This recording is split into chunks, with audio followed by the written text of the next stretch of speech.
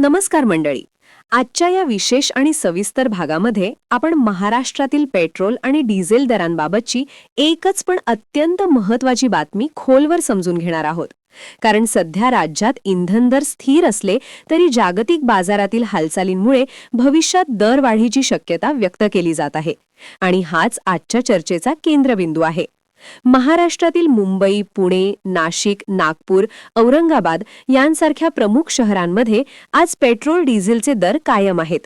तेल विपणन कंपन्यांनी दरात कोणताही बदल जाहीर केलेला नाही, त्यामुळे तात्पुरता दिलासा मिळाल्याचे चित्र दिसत आहे.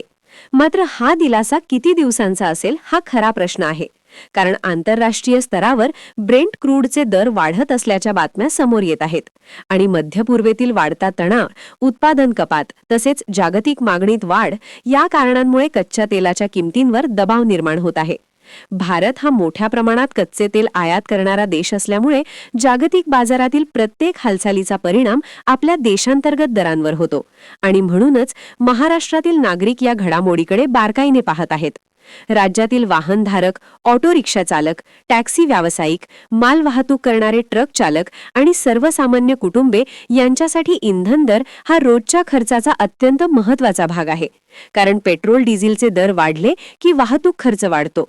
वाहतूक खर्च वाढला की बाजारातील वस्तू महाग होतात आणि शेवटी महागाईचा फटका थेट ग्राहकाला बसतो. सध्या दर स्थिर असले तरी मागील काही वर्षांतील दरवाढींची आठवण नागरिकांच्या मनात ताजी आहे आणि त्यामुळे भविष्यातील संभाव्य वाढीबाबत चिंता व्यक्त होत आहे. यामध्ये कर रचनेचाही मोठा वाटा आहे. कारण पेट्रोल डिझेलच्या किमतीत केंद्र सरकारचा उत्पादन शुल्क आणि राज्य सरकारचा व्हॅट मोठ्या प्रमाणात असतो. त्यामुळे जर जागतिक बाजारात दर वाढले तर सरकार कर कपात करून दिलासा देईल का हा प्रश्न उपस्थित होत आहे.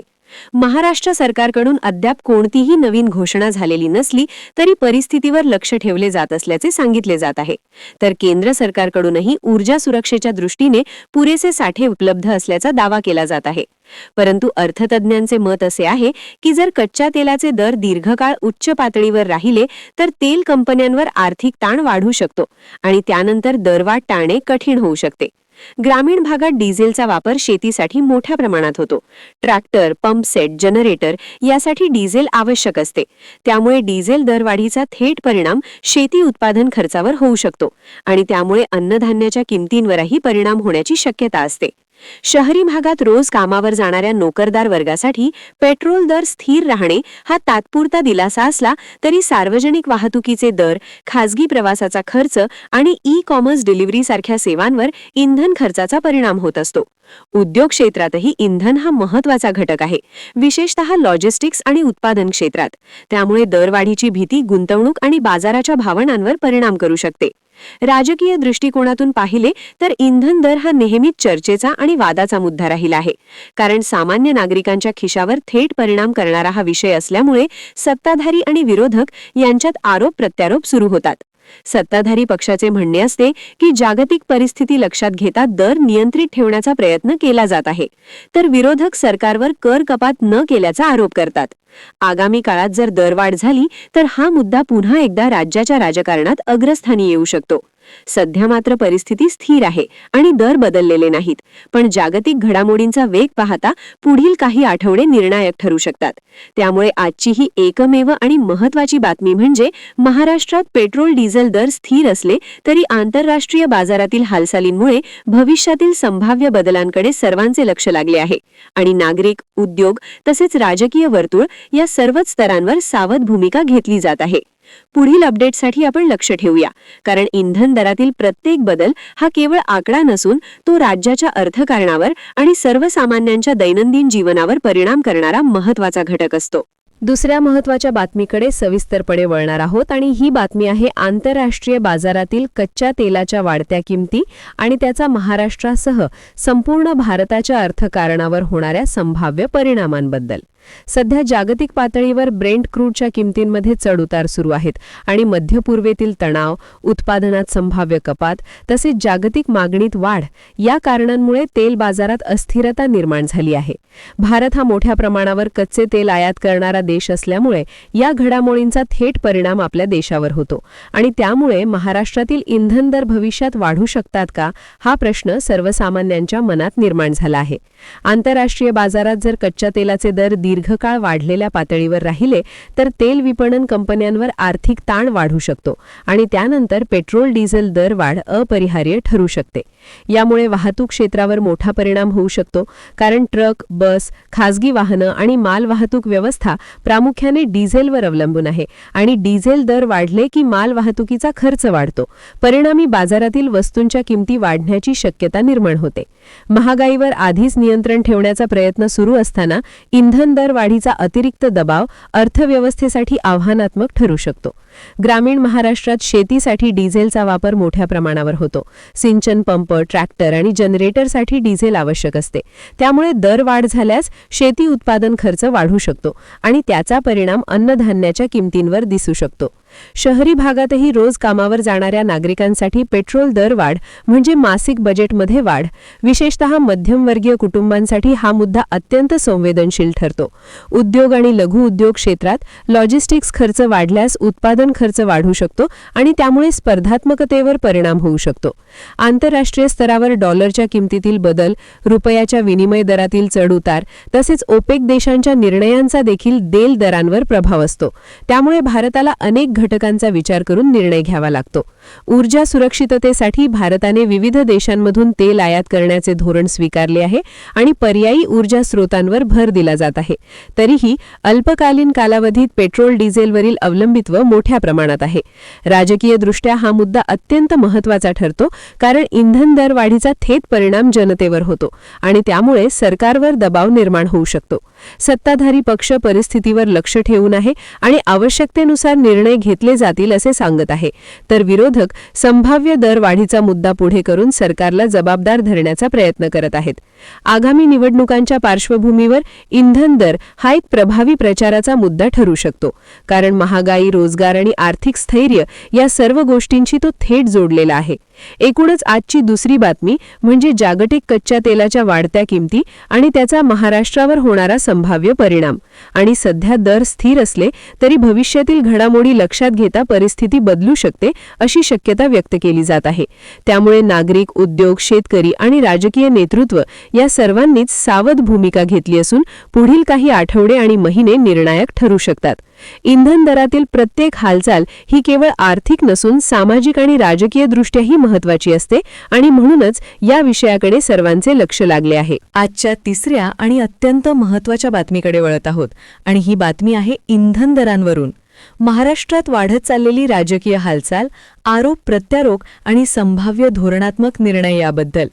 पेट्रोल डिझेलचे दर सध्या स्थिर असले तरी आंतरराष्ट्रीय बाजारातील वाढत्या किमतींच्या पार्श्वभूमीवर राज्यातील राजकारण तापताना दिसत आहे, कारण इंधन दर हा सर्वसामान्यांच्या खिशाशी थेट जोडलेला मुद्दा आहे. राज्यातील सत्ताधारी आघाडीचे नेते परिस्थितीवर लक्ष ठेवून असल्याचे सांगत आहेत आणि केंद्र सरकारकडूनही ऊर्जा सुरक्षेबाबत आश्वासन दिले जात असल्याचे स्पष्ट केले जात आहे. तर दुसरीकडे विरोधी पक्ष सरकारवर कररचनेबाबत प्रश्न उपस्थित करत आहेत. विशेषतः वॅट आणि उत्पादन शुल्काच्या मुद्द्यावरून चर्चा सुरू झाली आहे. महाराष्ट्रात पेट्रोल डिझेलवर राज्य सरकारचा वॅट मोठ्या प्रमाणात असतो आणि त्यामुळे जर जागतिक बाजारात दर वाढले तर राज्य सरकार वॅट कमी करणार का, हा प्रश्न आता राजकीय चर्चेचा केंद्रबिंदू ठरत आहे. काही नेत्यांचे म्हणणे आहे की केंद्र सरकारने उत्पादन शुल्कात कपात करावी, तर राज्य सरकारनेही आपल्या करांमध्ये सवलत द्यावी, जेणेकरून सामान्य नागरिकांना दिलासा मिळेल. या पार्श्वभूमीवर मुख्यमंत्री देवेंद्र फडणवीस यांनी परिस्थितीवर बारकाईने लक्ष ठेवले जात असल्याचे सांगितल्याची चर्चा आहे. तर उपमुख्यमंत्री एकनाथ शिंदे यांनी देखील राज्याच्या आर्थिक स्थितीचा विचार करून निर्णय घेतले जातील असे स्पष्ट केल्याचे समोर येत आहे. राजकीय विश्लेषकांचे मत असे आहे की इंधन दर हा नेहमीच निवडणुकीच्या काळात महत्त्वाचा मुद्दा ठरतो, कारण महागाईचा थेट परिणाम मतदारांवर होतो आणि त्यामुळे सत्ताधाऱ्यांना सावध भूमिका घ्यावी लागते. ग्रामीण भागात शेतकरी संघटना संभाव्य डिझेल दरवाढीबाबत चिंता व्यक्त करत आहेत, कारण सिंचन, ट्रॅक्टर आणि मालवाहतुकीचा खर्च वाढू शकतो.